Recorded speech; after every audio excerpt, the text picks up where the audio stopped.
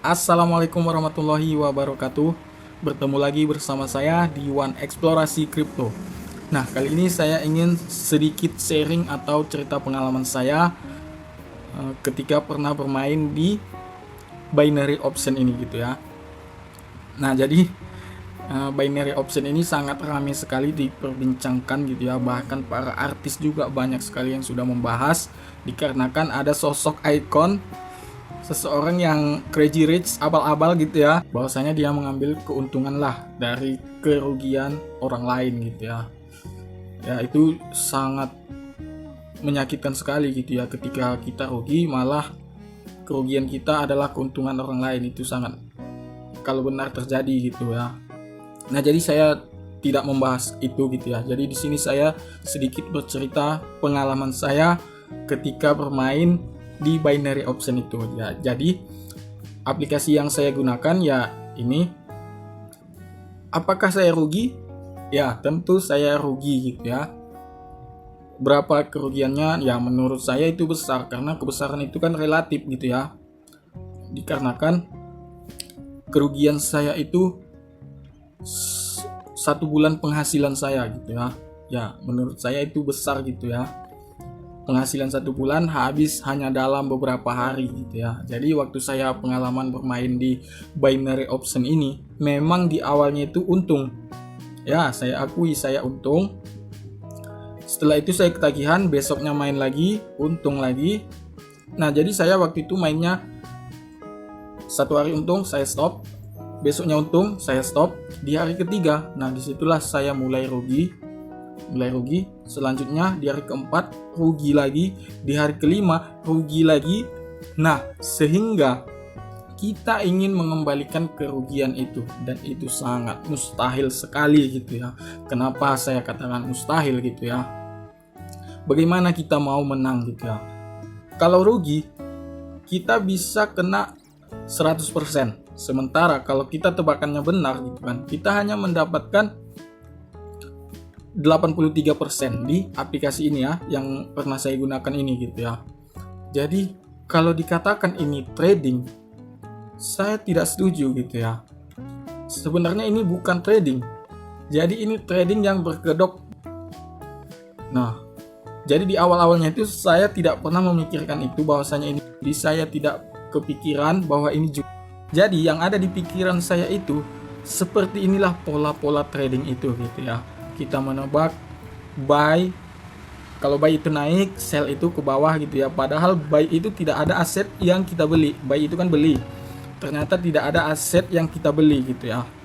Setelah itu sell itu kita menebak ke bawah, dan ternyata tidak ada barang yang kita jual atau aset yang kita jual, itu tidak ada. Ternyata ini yang berkedok dengan trading ya. Di awal-awal itu saya tidak pernah berpikiran bahwasanya ini judi, tidak pernah sama sekali terpikirkan saya. Yang saya pikirkan ya seperti inilah mungkin trading itu gitu ya, mungkin di benak pikiran saya, karena saya waktu itu ya masih gak tahu menahu soal trading gitu ya, main masuk aja karena ada orang crazy rich gitu ya, dia uangnya banyak sekali gitu ya. Itulah awalnya yang membuat saya tergiur lah gitu kan. Tetapi saya langsung berhenti gitu ya. Setelah kerugian itu saya langsung berhenti, dan setelah itu saya belajar lagi tentang trading dan saya menemukan cryptocurrency. Nah, setelah itu saya bermain di cryptocurrency. Perbedaannya binary option dengan cryptocurrency, jika binary option barangnya tidak ada, asetnya tidak ada, di cryptocurrency ini asetnya ada. Nah, jadi kita membeli berupa koin gitu ya. Nah, jadi setelah kita membeli koin, ya koin itu menjadi hak milik kita gitu. Terserah kita apakah mau kita jual atau mau kita beli lagi gitu ya. Jadi di cryptocurrency itu ketika asetnya sedang murah, disitulah waktunya kita membeli.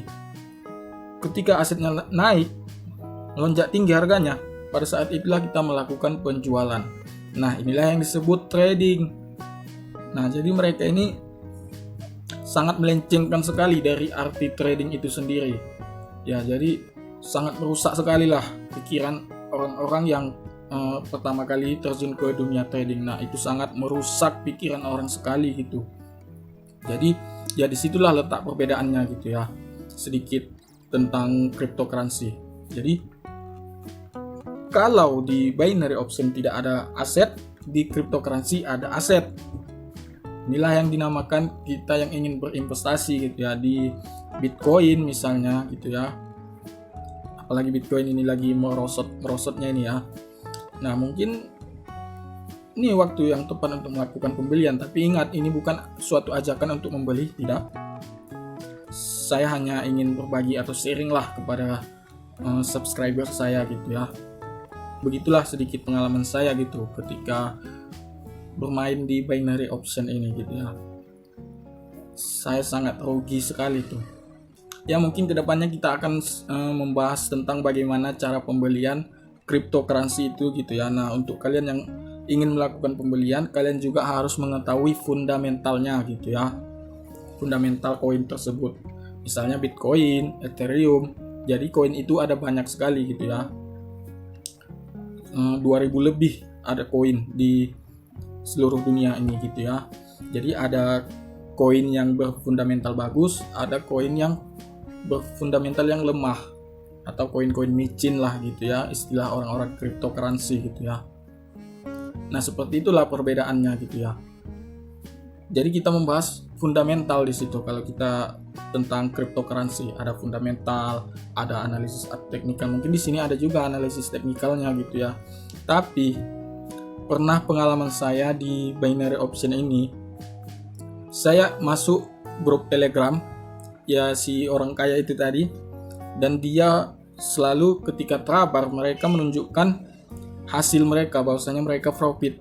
Nah, ketika mereka foto itu ya hasilnya, jadi itu saya bandingkan dengan candle saya.